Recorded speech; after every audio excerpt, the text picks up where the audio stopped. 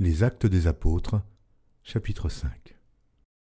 Mais un homme nommé Ananias, avec Saphira sa femme, vendit une propriété et retint une partie du prix, sa femme le sachant. Puis il apporta le reste et le déposa aux pieds des apôtres.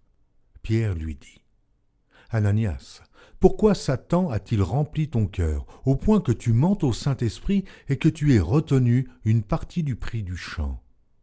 S'il n'eût pas été vendu, ne te restait-il pas ? Et après qu'il a été vendu, le prix n'était-il pas à ta disposition ? Comment as-tu pu mettre en ton cœur un pareil dessein ? Ce n'est pas à des hommes que tu as menti, mais à Dieu. » Ananias, entendant ces paroles, tomba et expira. Une grande crainte saisit tous les auditeurs. Les jeunes gens s'étant levés, l'enveloppèrent, l'emportèrent et l'ensevelirent. Environ 3 heures plus tard, sa femme entra sans savoir ce qui était arrivé. Pierre lui adressa la parole. « Dis-moi, est-ce à un tel prix que vous avez vendu le champ ? » ?»« Oui, répondit-elle, à ce prix-là. » Alors Pierre lui dit : « Comment vous êtes-vous accordés pour tenter l'Esprit du Seigneur ? Voici, ceux qui ont enseveli ton mari sont à la porte, et ils t'emporteront. » Au même instant, elle tomba aux pieds de l'apôtre et expira. Les jeunes gens étant entrés, la trouvèrent morte. Ils l'emportèrent et l'ensevelirent auprès de son mari.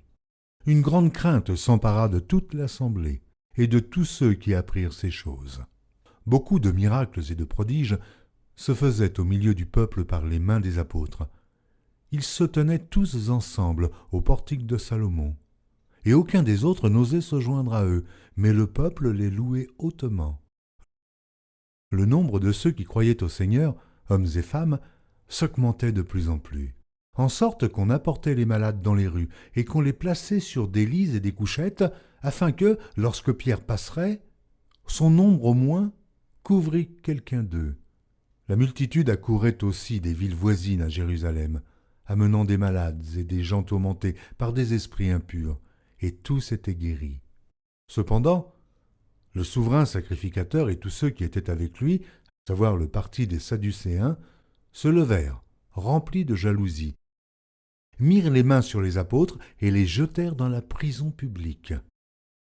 Mais un ange du Seigneur, ayant ouvert pendant la nuit les portes de la prison, les fit sortir et leur dit : « Allez, tenez-vous dans le temple et annoncez au peuple toutes les paroles de cette vie. » Ayant entendu cela, ils entrèrent dès le matin dans le temple et se mirent à enseigner.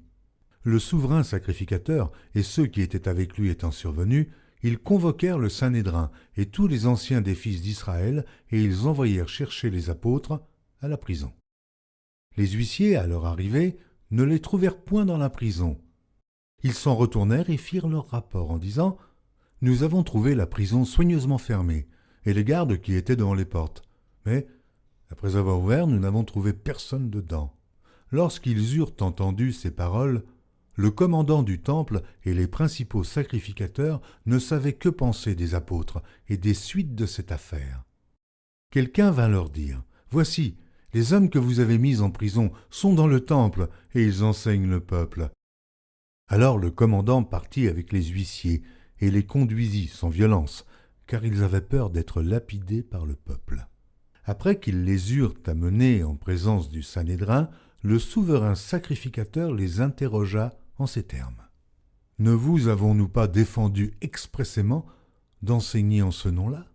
Et voici, vous avez rempli Jérusalem de votre enseignement, et vous voulez faire retomber sur nous le sang de cet homme ?» Pierre et les apôtres répondirent : « Il faut obéir à Dieu plutôt qu'aux hommes. Le Dieu de nos pères a ressuscité Jésus, que vous avez tué en le pendant au bois. Dieu l'a élevé par sa droite, comme prince et sauveur, pour donner à Israël la repentance et le pardon des péchés. Nous sommes témoins de ces choses, de même que le Saint-Esprit que Dieu a donné à ceux qui lui obéissent. » Furieux de ces paroles, il voulait les faire mourir. Mais un pharisien nommé Gamaliel, docteur de la loi, estimé de tout le peuple, se leva dans le Sanhédrin et ordonna de faire sortir un instant les apôtres. Puis il leur dit : « Hommes israélites, prenez garde à ce que vous allez faire à l'égard de ces gens. Car il n'y a pas longtemps que parut Theudas, qui se tenait pour quelque chose et auquel se rallièrent environ 400 hommes.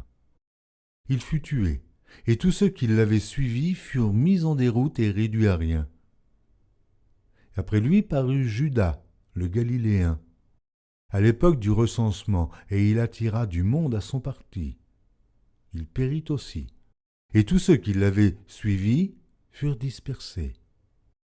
Et maintenant je vous le dis, ne vous occupez plus de ces hommes, et laissez-les aller. Si cette entreprise ou cette œuvre vient des hommes, elle se détruira.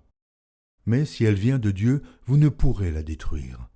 Ne courez pas le risque d'avoir combattu contre Dieu. » Ils se rangèrent à son avis, et ayant appelé les apôtres, ils les firent battre de verges. Ils leur défendirent de parler au nom de Jésus, et ils les relâchèrent. Les apôtres se retirèrent de devant le Sanhédrin, joyeux d'avoir été jugés dignes de subir des outrages pour le nom de Jésus. Et chaque jour dans le temple et dans les maisons, ils ne cessaient d'enseigner et d'annoncer la bonne nouvelle de Jésus-Christ.